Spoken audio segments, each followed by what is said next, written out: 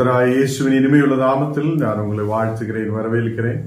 இந்த நாளுகளில் கூகுள் மீட்டாய் ஒன்று சேர்ந்து தேவனை ஆராதிக்க, தேவனை துதிக்க, கர்த்தருடைய வார்த்தைகளை கேட்க கர்த்தர் நமக்கு கிருபை செய்திருக்கிறார். அவர் உண்மையான தேவன், நம்மை ஆசீர்வதிக்கிறவருமாய் அவர் நம்மோடு கூட இருக்கிறார். நாம் ஜெபிக்கலாம். ஆண்டவரே, இந்த ராத்திரி வேளையில் உம்முடைய பிரசன்னத்துக்கு நேராய் நாங்கள் கடந்து வருகிறேன். நீர் எங்களை ஆசீர்வதித்து பலப்படுத்துத தேவன், உம்முடைய பிரசன்னத்தால் நீர் எங்களை நிரப்புதகவைக்காக ஸ்தோத்திரம். உம்முடைய கிருபைகளால் நிரப்பி நீர் எங்களை ஆசீர்வதித்து வழி நடத்துதகவைக்காக ஸ்தோத்திரம். இந்த நாடுகளில் ஆண்டவரே, அநேகம் பிரச்சனைகளுடைய நடுவில், அநேகம் வேவலாதிகளுடைய நடுவிலும் நாங்கள் கர்த்தரை துதிக்க, ஆராதிக்க, உம்முடைய வார்த்தைகளை கேட்க நீர் கிருபை செய்தீரே, அதுக்காக நன்றி. இந்த நாளில் எல்லா பலவீனதைகள் மாற்றப்படட்டும், எல்லா சோர்வுகள் மறையப்படட்டும். ஆண்டவரே, நீர் எங்களை பலப்படுத்தி ஆசீர்வதிக்கிறதற்காக ஸ்தோத்திரம். இன்னைக்கு வந்திருக்கிற ஒவ்வொரு மக்களையும் நீர் ஆசீர்வதித்து பலப்படுத்துவதற்காக ஸ்தோத்திரம். அநேகம் மக்கள் இந்த நாளுகள் வியாதியோடு, பலவீனதையோடு, அநேக கண்ணீரான சூழ்நிலைகளோடு ஆயிருக்கும் போது ஒரு விடுதலை கொண்டு நிரப்பி நீர் ஆசீர்வதிக்கிறதற்காக ஸ்தோத்திரம். நீரே பரிசுத்தராய், நீரே உண்மையுள்ளவராய் கூட இருக்கிறதற்காக ஸ்தோத்திரம். நீர் மாத்திரம் பரிசுத்தர், நீர் மாத்திரம் உண்மையான தேவன்.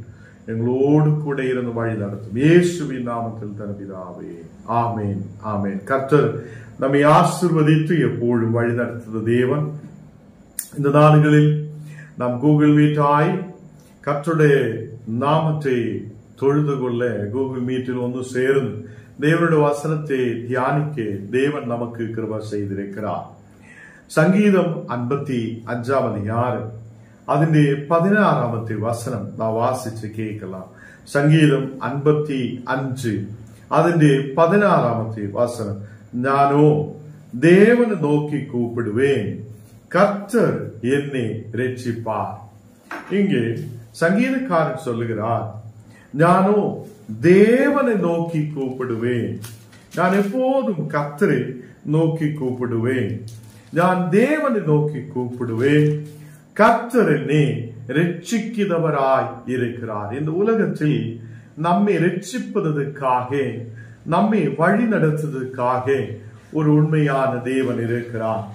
அவர் நம்மை எப்போதும் பாதுகாக்குத தேவன்.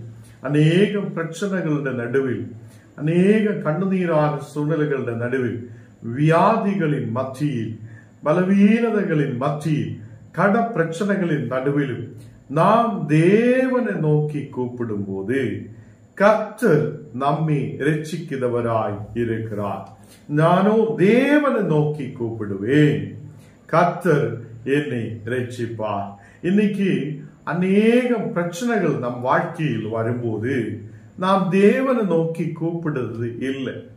அநேகம் பிரச்சனைகள், வியாதிகள், கவலைகள் நம் வாழ்க்கையில் வரும்போது நாம் எப்போதும் அந்த பிரச்சனைகளை மட்டும்தான் பார்த்துட்டு இருக்கிறார். அதை நாம் பிரச்சனைகளை மட்டும் பார்த்துட்டு இருக்கும் போது அதை கர்த்தர் நம்மை ரட்சிக்க மாட்டேன். எப்படின்னா நாம் பிரச்சனைகளுக்கு நேராய் கடந்து செல்லுகிறார். இங்கே தேவனுடைய வார்த்தை நம்மோடு பேசுறது, ஞானோ தேவனை நோக்கி கூப்பிடுவேன். உன்னுடைய பிரச்சனைகளின் நடுவில், உம்முடைய வேவலாதிகளின் நடுவில், எல்லா கவலைகளின் மத்தியிலும் நாம் தேவனை நோக்கி கூப்பிடட்டும். அந்த தேவன் நமக்கு பதில் கொடுக்கிறவராய் இருக்கிறார். ஹல்லேலூயா. அநேகம் பிரச்சனைகளின் நடுவிலும் தேவன் நமக்கு பதில் கொடுக்கிறவராய், உண்மையுள்ள தேவனாய் அவர் நம்மோடு கூட இருக்கிறார். சங்கீதக்காரனாய் தாவீது இங்கே சொல்லுகிறார், நான் என்னுடைய பிரச்சனைகளின் நடுவில், என்னுடைய கண்ணீரான சூழ்நிலைகளின் நடுவில் ഞാനോ தேவனை நோக்கி கூப்பிடுவேன். ஹல்லேலூயா. நான் தேவனை நோக்கி கூப்பிடும்போது அவர் நம்மை ரட்சிக்கிறவராய் இருக்கிறார். உம்முடைய எல்லா பிரச்சனைகளின் நடுவிலும் தேவன் மட்டும்தான் உனக்கு உதவி செய்தவராய் இருக்கிறார். நமக்கு உதவி செய்தவராய் தேவன் மட்டும்தான் இருக்கிறார். இங்கே சங்கீதக்காரன் அங்கே சொல்லுகிறார், 22வது வசனத்தில் நாம் வாசிக்கும் போது சங்கீதம் 55ஆம் அதிகாரம் அதில் 22வது வசனத்தில் வாசிக்கும் போது கர்த்தர் மேல் உன் பாரத்தை வைத்துவிடு, அவர் உன்னை ஆதரிப்பார், நீதிமானை ஒருபோதும் தள்ளாட விட்டார். இங்கே தேவனுடைய வார்த்தை சொல்லுது, கர்த்தர் மேல் உன் பாரத்தை வைத்து விடுங்க.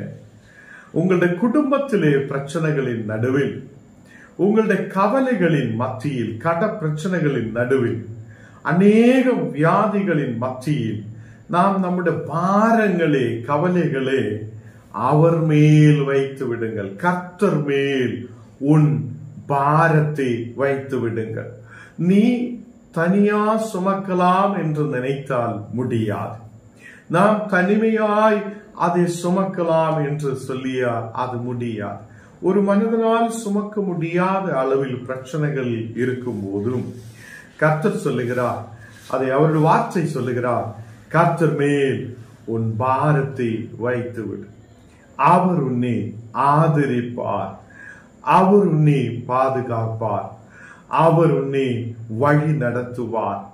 முன்னாடி போக முடியாத அளவில் அந்த செங்கடலின் முன்னாடி இஸ்ரவேல் ஜனம் நிற்கும் போது அதை மக்கள் எப்படி நாங்க முன்னாடி கடந்து செல்லுவேன் என்று அந்த பிரச்சனையே யோசித்து கொண்டிருக்கும் போது தேவன் சொல்லுகிறார், உமக்காக அந்த தண்ணீரை பிரித்து நான் உமக்காக வழியை துறப்பார்.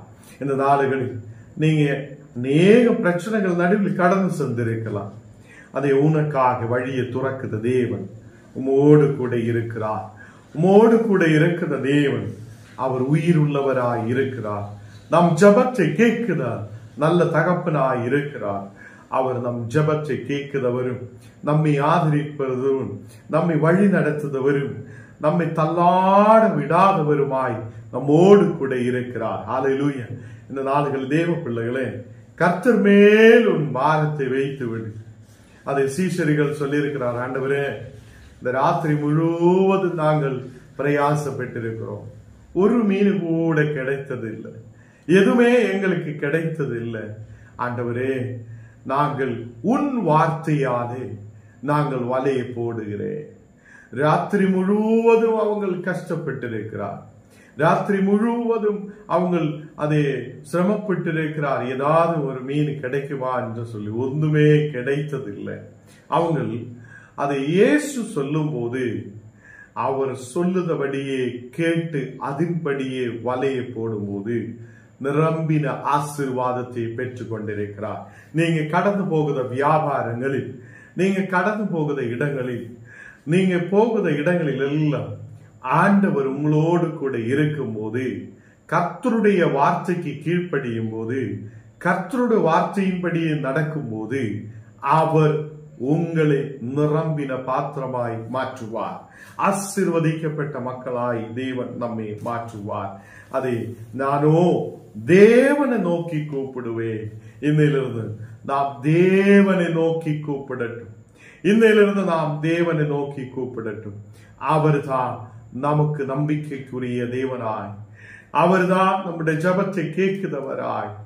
இந்த உலகத்துல மனிதர்கள் நம்மை கேட்க மாட்டேன், இந்த உலகத்திலே யாரும் நம்மை கவனிக்க மாட்டேன். பட் தேவன் ஒருவர் தான் நம்மை நடத்துதவராய் இருக்கிறார். தேவன் ஒருவர் தான் நம்மை வழி நடத்துதவராய் இருக்கிறார். அதனால இங்க சங்கீதக்காரன் அந்த வசனத்தில் 17வது வசனத்தில் சொல்லுகிறார், அந்தி சந்தி மத்தியான வேளையிலும் நான் தியானம் பண்ணி முறையிடுவேன். இன்னைக்கு கர்த்தர் நம்மோடு கூட பேசுகிறார். தாவீது சொல்லுகிறார், அதே சந்தி மத்தியான வேளையிலும், அந்தி சந்தி மத்தியான வேளையிலும், காலையிலும் மத்தியானத்திலும் சாயங்காலத்திலும் நான் தேவனை தியானம் பண்ணுவேன், அவருடைய நாமத்தை கூப்பிடுவேன், அவருடைய வார்த்தைகளை கேட்குவேன். அதே இந்த நாள்களை கர்த்தர் பிள்ளைகளே இங்கே வசனத்தில் சொல்லுகிறார், அதிகாலையிலும் மத்தியான வேளையிலும் அதே சாயங்காலத்திலும் நான் அவரையே துதிப்பேன், அவரை தியானம் பண்ணுவேன். அதை தியானம் பண்ணி முறையிடுவேன் என்று சொல்லுகிறார். இன்னைக்கு நாம் நம்முடைய ஜெபங்களை நாம் இனியும் காலையிலும் அதிகாலையிலும் மத்தியானத்திலும் சாயங்காலத்திலும் நம்முடைய ஜெபங்களை நாம் ஏறெடுக்கட்டும். தேவனுக்கு முன்பாக நாம் ஆயிரம் முறையிடட்டும். தேவன் நமக்காக பதில் அதை கொடுப்பார், நமக்காக வழியை துறப்பார். ஹல்லேலூயா. அதை இங்கே சொல்லுகிறார், அவர் என் சத்தத்தை கேட்பார். தாவீது சொல்லுகிறார், அவர் என் சத்தத்தை கேட்பார். என்னுடைய சத்தத்தை கேட்கிற ஒரு தேவன் உண்டு என்று சங்கீதக்காரனாய் தாவீது சொல்லுகிறார். இன்னைக்கு என்ன கேட்கிற கர்த்தருடைய பிள்ளைகளே, உங்களுடைய சத்தத்தை கேட்க தேவன் உண்மை உள்ளவராய் இருக்கிறார். அவர் நம்முடைய சத்தத்தை கேட்கிறவராய் இருக்கிறார். நாம் முறையிடும் போது அந்த சத்தத்தை கேட்க அவர் உண்மை உள்ளவராய் இருக்கிறார். நாம் காலையிலும் மத்தியானத்திலும் அதே சாயங்காலத்திலும் தேவனை தியானிக்கட்டும், தேவனுடைய வார்த்தைகளை கேட்கட்டும், அதன்படியே நடக்கட்டும். அவர் நம் சத்தத்தை கேட்பார். அதே கர்த்தர் மேல் உன் பாரத்தை வைத்துவிடு, அவர் உன்னை ஆதரிப்பார். அதை அவர் உன்னுடைய சத்தத்தை கேட்கிறவராய் இருக்கிறார். அவர் உன்னை கைவிட மாட்டார். அவர் உன்னை அதை சோர்வடைவதற்காக அவர் உன்னை தள்ளிவிட மாட்டார். இந்த நாடுகளில் தேவன் நம்மை தோள் மேல் சுமக்குதவராய், நம்மை வழி நடத்துதவராய் நம்மோடு கூட இருக்கிறார். நாம் ஜெபிக்கலாம். ஆண்டவரே, இந்த நாடுகளில் உம்முடைய வார்த்தைகளை நீர் எங்களுக்கு கொடுத்ததற்காக ஸ்தோத்திரம்.